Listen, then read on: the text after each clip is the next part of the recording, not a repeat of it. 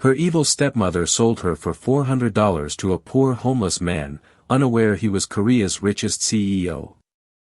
The $400 bills leave Valerie's hand and land in his palm before Brielle can say a word. She stands frozen on the stone driveway outside her father's Greenwich mansion, watching the exchange happen right in front of her. The man taking the money wears a faded gray shirt and worn black pants. His shoes look like they've walked 100 miles. He doesn't smile. He doesn't count the bills. He just looks at them, then looks at Brielle. "Take her with you," Valerie says, her voice cold and flat, like she's talking about furniture nobody wants anymore. "She's your problem now." Brielle's chest tightens. She wants to scream, but nothing comes out. Behind Valerie, Celeste stands on the marble steps in a bright yellow dress, one hand covering her mouth, laughing behind her fingers like this is the funniest thing she's seen all week. The man's eyes stay steady. Calm. Too calm for someone who just got handed $400 to take a stranger off someone's hands. He should look relieved, desperate, grateful even. He doesn't. He looks like he's watching a chess game and already knows the next 3 moves. "Before we proceed, kindly tell us where you're watching from and what time it is." Brielle looks past him, at the house behind her. Her father's house. She can still see his study window from here, the one where he used to sit with his morning coffee before the world took him. She grew up running through those front doors. Now she's standing outside them with a duffel bag and the clothes on her back, and nobody inside is trying to stop this from happening. Valerie's silk gown catches the porch light. Diamonds sit heavy on her wrist. Celeste's heels click against the marble as she shifts her weight, still smiling. And then there's the man in the gray shirt, standing so still he barely seems to breathe. 2 years ago, none of this would have made sense. 2 years ago, Valerie hugged her at her father's funeral and whispered that they were family now, that she'd take care of everything. Brielle believed her. She signed the papers Valerie placed in front of her without reading every line, because grief makes people trust the wrong hands. She thought she was helping manage the estate. She didn't know she was signing pieces of her life away. Room by room, the house stopped feeling like hers. Her bedroom got smaller. Her allowance disappeared. Valerie called it belt-tightening. Called it fair. Called it family sacrifice. Brielle just called it strange, until the day she found the bank statements and realized the money wasn't gone. It had moved. Straight into accounts with Valerie's name on them. "She's not stable," Valerie says now, turning to the man like she's selling a used car with a bad engine. "Difficult. Emotional. You'll need to keep a firm hand on her." "I don't need a firm hand," Brielle snaps, finding her voice. "I need someone to explain why my own stepmother is handing me to a stranger like I'm cargo." Valerie doesn't even look at her. "Take the money and go." The man tilts his head slightly. $400, he says quietly. "That's the number you settled on for her?" Something in his tone makes Valerie's smile falter, just for a second. It's not anger in his voice. It's something closer to curiosity, like he's testing her, seeing how far she'll go. Valerie recovers fast. "Take it or don't," she says. "Either way, she's leaving with you tonight." He folds the bills once and slides them into his pocket. Doesn't argue. Doesn't ask more questions. He turns to Brielle and says the first real thing she's heard from him all night. "Come with me." She hesitates. Every instinct tells her this is wrong, that walking toward a man she's never met, dressed like he hasn't had a warm meal in weeks, is the last thing she should do. But staying here means staying with people who just sold her for less than the cost of Celeste's shoes. So she picks up her bag and walks. As she gets closer, she notices his hands. They're clean. Smooth. Not the hands of someone who's been sleeping outside for months. And when he reaches to take her bag from her, his sleeve shifts just enough to show the edge of a watch. Small. Simple looking at first glance. But she's seen watches like that before, in her father's old collection, and they never came cheap. She doesn't say anything. She just watches him load her bag into an old sedan parked at the end of the driveway, and climbs in beside him without another word to Valerie or Celeste. The car pulls away from the estate, and Brielle waits for the moment he turns toward the highway, toward wherever people like him end up. A shelter. A motel with flickering lights and a broken vending machine. She braces for it. Instead, the car heads straight for Manhattan. She doesn't understand. She almost asks where they're going, but before she can get the words out, his phone rings. He answers it without looking at the screen, like he already knows who it is. Yes, he says quietly. I'll be there. The voice on the other end is faint, but Brielle catches 3 words before he lowers the phone. 3 words that don't match a man who just sold his freedom for $400. 3 words that make her wonder exactly who she's sitting next to. Subscribe to see how this unfolds, and comment where you're watching from. I'd love to say hello to you, just to know how far our story is going. The apartment door creaks open, and Brielle stops in the hallway, waiting for the smell of stale beer or old garbage. Instead, she smells lemon cleaner and fresh coffee grounds. The living room is small, plain, nothing fancy. A gray couch, a wooden table, one bookshelf lined with business journals she doesn't expect a homeless man to own. Min-jae sets her bag down by a door at the end of the hall. "This is your room," he says. Brielle blinks. "My room? You take the bed. I'll take the couch." She doesn't move. Nobody has handed her something without expecting something back in months. Not since her father died. She waits for the catch, the moment his tone shifts, the moment he reminds her that $400 bought him something. It never comes. "I'm not going to touch you," he says, reading the fear on her face before she can hide it. "I'm not going to force a marriage, and I'm not going to ask you to pretend you feel something you don't. You belong to yourself. Not to me. Not to anyone." Those words land somewhere deep in her chest, somewhere Valerie's cruelty hasn't reached in a long time.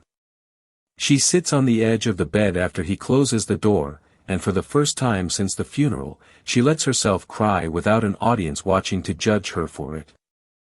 The days that follow settle into something Brielle doesn't expect: routine. Small, ordinary, almost boring in the best way. They walk to the corner grocery store together, and Min-jae counts coupons like every dollar matters. He teaches her how to make dumplings from scratch, laughing when she burns the first batch. She starts applying for jobs, and when a small design firm in Manhattan calls her back, he claps once, genuinely proud, like she just won an award. She never asks him for money. Not once. If anything, she worries about him, whether he's eating enough, whether he can afford the electric bill. She offers him half of her first paycheck before she even cashes it. He refuses, but something in his eyes changes when she offers. Like she just passed a test she didn't know she was taking. But there are things about him that don't add up. He talks about interest rates and stock portfolios like he reads about them for fun, not survival. His phone rings sometimes, and the voice on the other end always sounds careful, respectful, like they're speaking to someone important. He knows the names of buildings in Manhattan most tourists never notice. Once, she catches him staring at numbers on a laptop screen that look nothing like a job application. She notices these things. She just doesn't ask. Not yet. One evening, her phone buzzes with a message from Celeste. "Hope you're enjoying your new life with your homeless husband. You had everything and now you have nothing. Must be nice." Brielle sits on the kitchen floor and cries harder than she has in weeks. Min-jae finds her there, and instead of offering to fix it with money he supposedly doesn't have, he sits down beside her on the cold tile. "You lost things," he says quietly. "A house. Money. People who were supposed to love you. But none of that was ever who you are. Don't let her convince you that losing possessions means losing yourself." She doesn't answer. She just leans her head against his shoulder, and for a moment, the apartment feels less like a place she was dumped and more like somewhere she's starting to belong. "Before we proceed, kindly tell us where you're watching from and what time it is." Later that night, after Brielle falls asleep, Min-jae sits alone at the kitchen table. He pulls something from his pocket, 4 folded $100 bills. The same ones Valerie handed him outside the Greenwich estate. He doesn't spend them. He smooths them flat and slides them into an envelope, tucking it into a drawer like it means something he hasn't said out loud yet. His phone buzzes. An encrypted message, the kind that doesn't come through ordinary channels. He opens it, and his jaw tightens. The message contains one name. Harrison Carter. Min-jae stares at the screen for a long moment, then glances toward the closed bedroom door where Brielle sleeps, unaware. Whatever this message means, it tells him one thing clearly: Harrison Carter left something behind. Something Valerie never found. And whatever it is, it's about to change everything. Subscribe to see how this unfolds, and comment where you're watching from. I'd love to say hello to you, just to know how far our story is going. The alarm goes off at 6, and Brielle is already awake, staring at the ceiling of the small bedroom, running through everything she needs to do before her first real day at the design firm. She hasn't felt this kind of nervous energy in years, not fear, but purpose. She arrives 20 minutes early, coffee in hand, and doesn't leave until she's double-checked every file on her desk. Her supervisor, a sharp woman named Renata Blackwood, raises an eyebrow at her work ethic by the end of the first week. "Most new hires coast for a month," Renata says. "You're not coasting." "I don't know how to coast," Brielle admits. "I've had to relearn everything." Renata doesn't ask what that means. She just nods, like she respects it enough not to pry. Weeks pass, and Brielle starts to feel like herself again, not the girl who signed papers she didn't understand, not the woman standing outside a mansion while her stepmother sold her like unwanted furniture. Someone new. Someone rebuilding.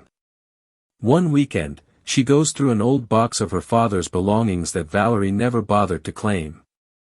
Buried beneath old photographs and business cards, she finds a folder with her father's handwriting on the tab. Inside is a document she's never seen, a trust, dated 3 years before his death, with her name listed as sole beneficiary. She reads it twice, her hands shaking. The trust protects specific properties and accounts. Accounts Valerie claimed were drained by debt. Properties Valerie transferred into corporations with Celeste's name attached. According to this document, none of it was ever legally Valerie's to take. Brielle sits on the apartment floor for an hour, piecing it together. Her father hadn't left her with nothing. Valerie had stolen from an inheritance that legally still belonged to her. She drives to Greenwich the next morning, document in hand, heart pounding the entire way. Valerie answers the door in a silk robe, sipping coffee like she's expecting a delivery, not a confrontation. When Brielle holds up the folder, Valerie laughs, short and sharp. "Are you serious right now?" Celeste appears behind her mother, arms crossed, smirking. She's desperate for attention. "Sad, really. My father set up a trust," Brielle says, voice steady despite the fear crawling up her spine. "He protected this. You never had the right to touch any of it." Valerie's smile falters for the first time.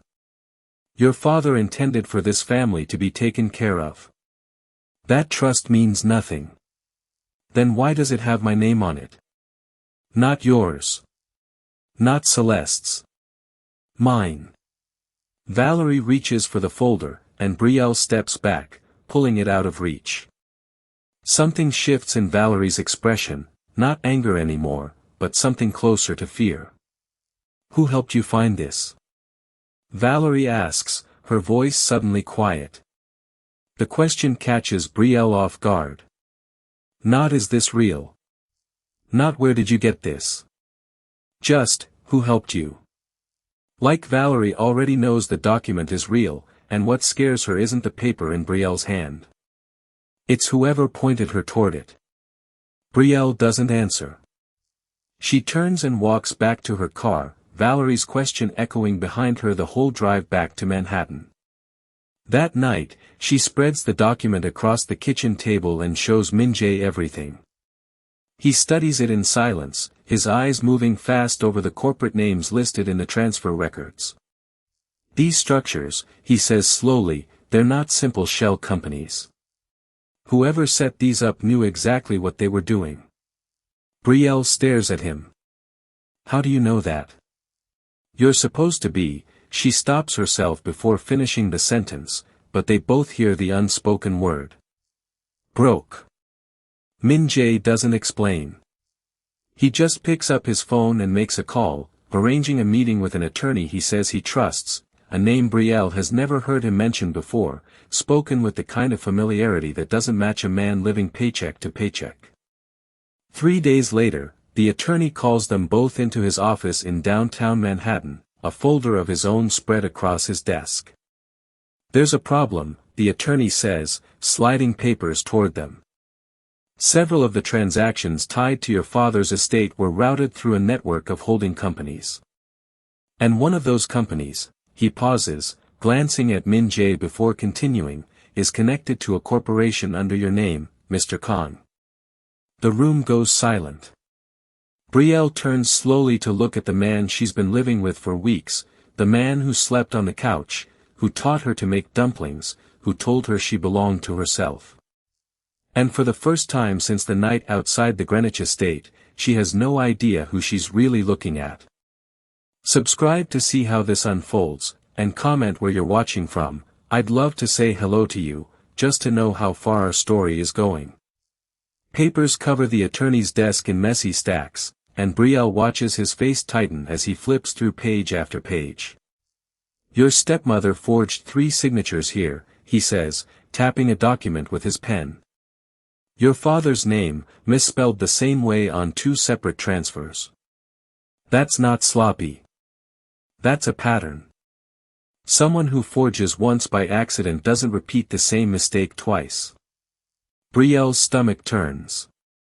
Forged signatures. Fake corporations. Money moved out of her father's accounts within weeks of his funeral, back when she was too busy grieving to notice anything wrong. She thinks about those weeks now, the casseroles left on the counter, the sympathy cards, Valerie's hand resting on her shoulder at the service. All of it staged while the paperwork moved behind her back. Her phone buzzes before she can process it. A text from an unknown number. Drop this, or I'll make sure everyone knows you're unstable. Nobody will believe a word you say. She knows exactly who sent it. Within days, Valerie escalates. She calls Brielle's supervisor, Renata Blackwood, hinting that Brielle has a history of emotional problems, that she's prone to exaggeration under stress. Renata mentions the call to Brielle without judgment, but the humiliation still burns. Celeste posts vague messages online about some people losing their grip on reality, tagging nobody, but everyone in their social circle knows exactly who she means. Old family friends stop responding to Brielle's messages. A woman from her mother's charity board unfollows her within the hour. Brielle sits at the kitchen table that night, laptop open, the glow of the screen the only light in the apartment. Maybe I should let it go, she says quietly, not looking up. Maybe fighting for this makes me exactly what she says I am. Greedy. Selfish. Unstable. Min-jae sits across from her, steady, unshaken, his hands wrapped around a mug of tea he hasn't touched. "You're not fighting for greed," he says. "You're fighting for what your father wanted you to have before anyone touched it. There's a difference between wanting more than you're owed and refusing to be robbed of what's already yours." Something about the way he says it settles her, quiets the noise in her chest. She looks at him for a long moment. "How do you know what that feels like? Being valued for the wrong reasons instead of who you actually are." He pauses, choosing his words with more care than usual. "I've had people want things from me that had nothing to do with who I am," he says. "More than you'd think. I understand it better than you realize." She doesn't push further, but the answer sits strangely with her, like a puzzle piece that doesn't quite match the picture she's built of him in her head, a man with nothing, talking like a man who's lost something bigger than money before. That week, his phone rings constantly, buzzing against the kitchen counter at all hours. Brielle catches fragments she isn't meant to hear, a name mentioned in Seoul, something about an acquisition moving faster than expected. A board meeting scheduled downtown in Manhattan. An expansion into San Francisco waiting on someone's final approval before Friday. Each call ends the same way, Min-jae stepping into the hallway, voice dropping low, careful, like a man used to choosing every word. She starts putting pieces together in her mind, though she doesn't say anything out loud. The watch. The vocabulary. The calls. None of it belongs to a man who accepted $400 to disappear. Then the attorney calls with news that changes everything. "The shell companies used to drain your father's estate," he says, his voice careful. "They connect to a larger corporate network. And part of that network overlaps with Kong Enterprises." Brielle freezes, phone pressed hard against her ear. Kong Enterprises. Isn't that Min-jae's last name? The attorney doesn't answer directly. He just tells her, gently, to ask Min-jae herself. That night, she does. "Who are you?" she asks, standing in the kitchen, arms crossed, voice shaking with something caught between fear and anger. "Really? Not the man who sleeps on the couch and counts coupons. Who are you actually?" Min-jae goes quiet.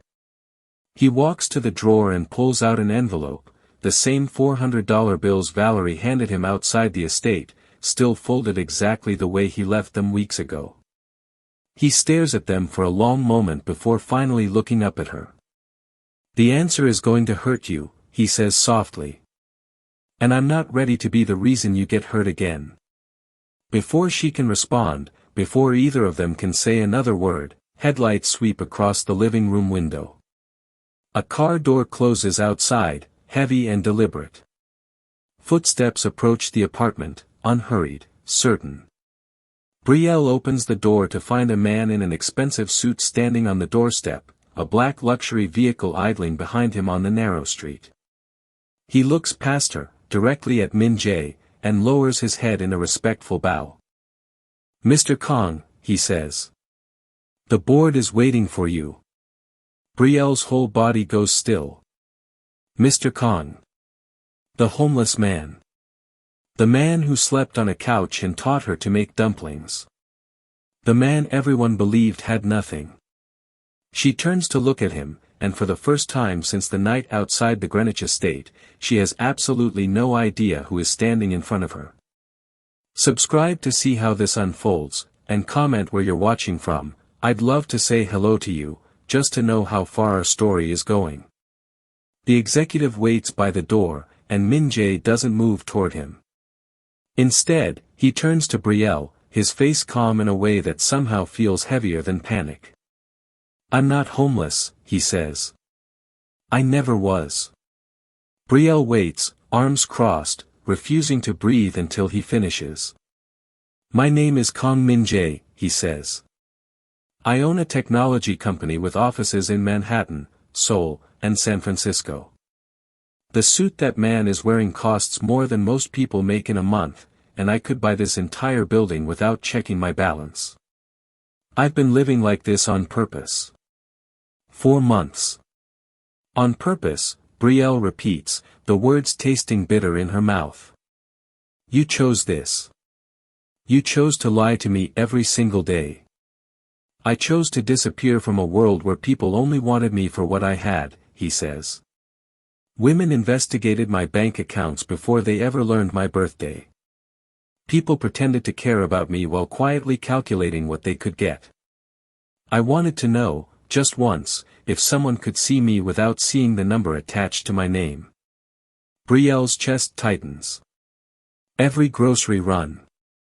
Every burnt batch of dumplings. Every night he refused her paycheck without explanation. None of it was survival. It was a test, and she'd been living inside it without ever knowing the rules. You used me, she says quietly, her voice cracking on the last word.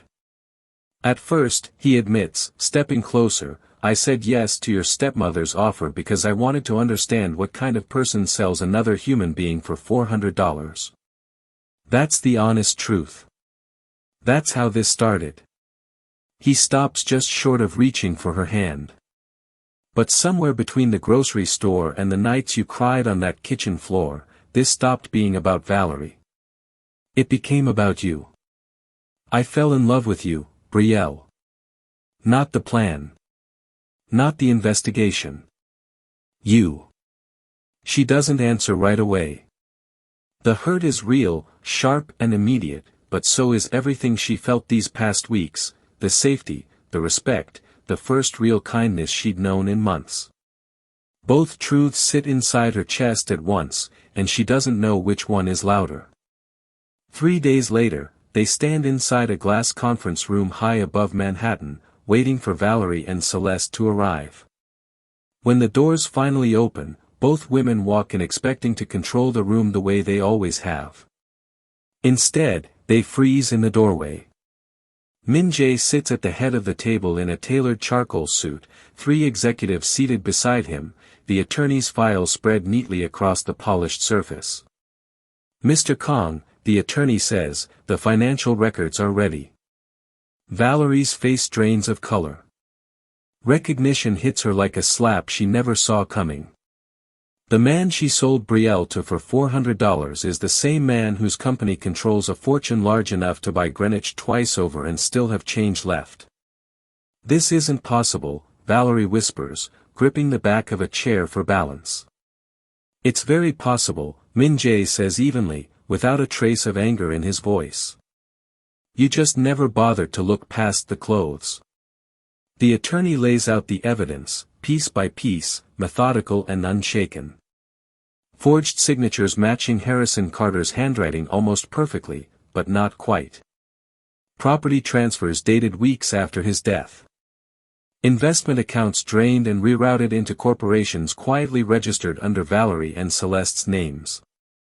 Each document lands on the table like another nail driven into a coffin neither woman can climb out of. Valerie's composure cracks first. Celeste knew about this, she snaps, turning on her own daughter without hesitation. She helped move the money. She signed papers too. Don't you dare, Celeste hisses, eyes wide with betrayal. You told me it was legal. You told me Dad wanted us to have it. Their alliance splinters right there in front of everyone, 2 women who spent years pretending to be a united family now turning on each other the moment real consequences arrive at the door. The attorney slides one final document across the polished table. Harrison Carter's original trust, confirming everything Brielle already suspected in her heart. The mansion. The investment accounts. The company shares. All of it legally hers, protected long before Valerie ever touched a single page of paperwork.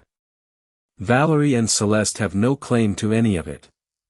None at all. Min-jae looks toward Brielle, his expression asking a silent question, what happens next is entirely up to her. The 2 women who sold her, mocked her, and tried to destroy her credibility now sit across the table, waiting to see exactly how far Brielle Carter is willing to go. Subscribe to see how this unfolds, and comment where you're watching from. I'd love to say hello to you, just to know how far our story is going. Brielle looks at Valerie across the conference table, and the room goes completely silent, everyone waiting to see what she decides to do next. She doesn't scream. She doesn't reach for cruelty the way Valerie once reached for hers. "I'm not going to destroy you," she says quietly, her voice steady in a way that surprises even her. "The law will handle what needs to happen from here. I'm done spending my energy on people who never deserved a single minute of it." Valerie starts to protest, but the attorney is already collecting the documents that will strip her of everything she stole. Within months, the courts rule in Brielle's favor completely, without exception. Valerie loses the properties, the frozen investment accounts, the company shares she never legally held. Celeste is forced to return jewelry, luxury vehicles, and money she always knew, somewhere underneath the denial, was never truly hers to spend. Their names, once respected across every dinner party in Greenwich, become the subject of quiet, pitying conversations behind closed doors. Brielle walks back through the doors of her father's estate for the first time as its rightful, legal owner. The chandeliers catch the afternoon light the same way they always did. The marble staircase still curves the same way toward the second floor. Her father's old study still smells faintly of leather and coffee. But none of it feels the way it used to. It feels earned now, not inherited by accident, not held together by someone else's permission. She keeps the $400. The same folded bills Valerie once pressed into a stranger's hand like Brielle was worth nothing more than a used car payment. She places them in a small frame on her office desk, not as an open wound, but as a quiet reminder of exactly how far she's traveled since the night she stood outside this house with nothing but a duffel bag and a broken sense of who she was. Weeks later, Valerie shows up at Brielle's office unannounced, older somehow, smaller than Brielle remembers her ever looking. "I'm sorry," she says, and for once, her voice doesn't carry the sharp edge Brielle grew up flinching from. "I let greed turn me into someone I don't recognize when I look in the mirror anymore." Brielle listens without interrupting, letting the silence stretch long enough to matter. When Valerie finally finishes, Brielle nods once. "I forgive you," she says simply. "But forgiveness doesn't mean I'm opening this door again. You don't get to be part of my life just because you finally feel bad about closing it." Valerie leaves without argument this time. There's nothing left to fight for, and she seems to know it. Brielle throws herself into rebuilding what her father started, growing the company back into something stable, respected, and entirely her own. She launches a foundation for women who've been financially exploited by the people closest to them, mothers, step-parents, partners who mistake quiet trust for easy weakness. Her story becomes proof, told and retold, that betrayal doesn't get to write the final chapter of anyone's life. Min Jae steps fully back into his world, the one he temporarily abandoned to find someone who could see him clearly without a price tag attached. This time, there's no gray shirt, no worn shoes, no careful disguise standing between them. Brielle knows exactly who he is, and she chooses him anyway, fully, without hesitation. He knows she never once needed his money, and he chooses her because of exactly that. One evening, they stand outside the Greenwich estate together, the mansion glowing softly behind them, the lights of the city stretching out faintly in the distance ahead. Brielle doesn't turn around. She doesn't need to look back at a house full of memories that once tried so hard to break her. The woman once sold for $400 has become a woman nobody can put a price on.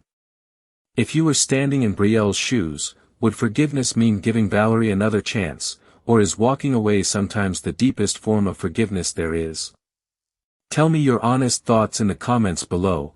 I read every single one.